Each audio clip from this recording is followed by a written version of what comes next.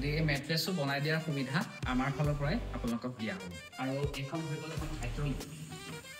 hydraulic bed ইয়াতে এটা ধুনীয়া স্পেচ আছে আৰু ইয়াতে এটা লকাৰৰ চিষ্টেম দিয়া হৈছে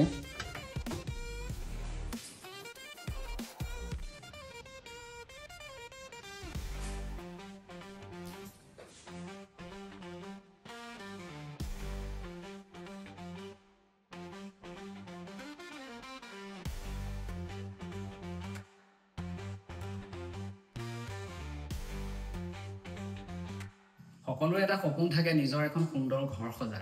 আজি আমি লৈ আহিছো আপোনালোকক টেষ্ট কৰিবলৈ ইয়াতে আজি এক মাহ দিন ধৰি আমাৰ এটা প্ৰজেক্ট চলি আছিল আৰু সেই প্ৰজেক্টটো আজি শেষ হৈছে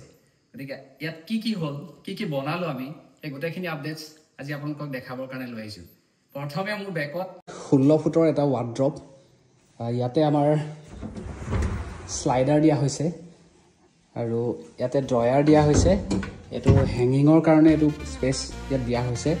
তলত দুটা সেলফ দিয়া হৈছে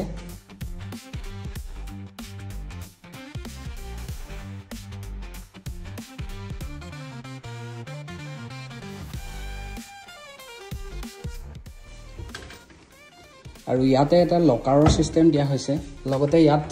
এটা ড্ৰয়াৰ আৰু দুটা সেলফ দিয়া হৈছে ইয়াতে আমাৰ ওপৰতো স্পেচ আছে এখিনিও ইউটিলাইজ কৰিব পৰাকৈ এনেকৈ দিয়া হৈছে যাতে ইয়াত ঠাণ্ডা দিনৰ কিবা বস্তু ৰাখিব পাৰে ঠিক তেনেকৈ এটা গোটেইকেইটা এটা সেলফ এখন মিৰৰ সাইডত আমি এটা সেলফ কৰ্নাৰ ৰাখিছো যাতে ইয়াত আইটেমছ বিলাক ৰাখিব পাৰে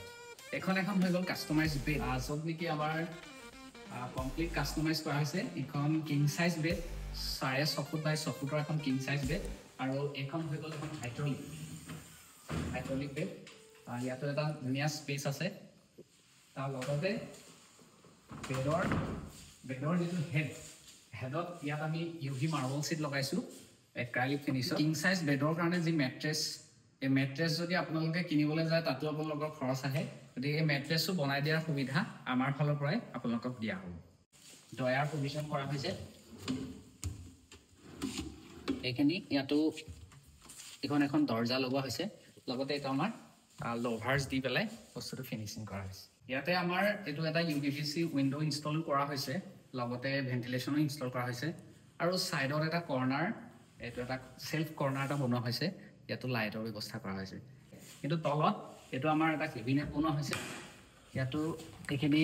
ডয়াৰ প্ৰভিজন কৰা হৈছে লগতে এটো সাইড হলে আহি আমাৰ ইয়াতো এটা সেলফ কৰ্নাৰ ঠিক একে পজিশনত ইয়াতো লাইট দিয়া হৈছে আৰু এফালে হৈছে আমাৰ এটো টিভি কেবিনেট দুটা সাইডে লোভাৰ্স লগাই মাজত ইউভি মাৰ্বল সিট লগোৱা হৈছে এক্ৰাইলিক ফিনিশত আৰু ইয়াত প্ৰফাইল লাইট লগাই দিয়া হৈছে কৰ্নাৰৰ তলতো আমাৰ কেইটামান বক্স প্ৰভিজন কৰা হৈছে এইখিনি ক্লায়েন্টে বিচাৰিছিল সেইবাবে আমি এনেকৈ স্পেচ ৰাখিলোঁ এইখিনি আছিল আমাৰ কমপ্লিট প্ৰজেক্ট আৰু এনেকুৱা ধৰণৰ কামৰ বাবে যদি আমাৰ লগত যোগাযোগ কৰিব বিচাৰে ৰুম এডিটৰ্ছৰ নম্বৰ আমি ডেছক্ৰিপশ্যনত দি দিম তাত আপোনালোকে যোগাযোগ কৰিব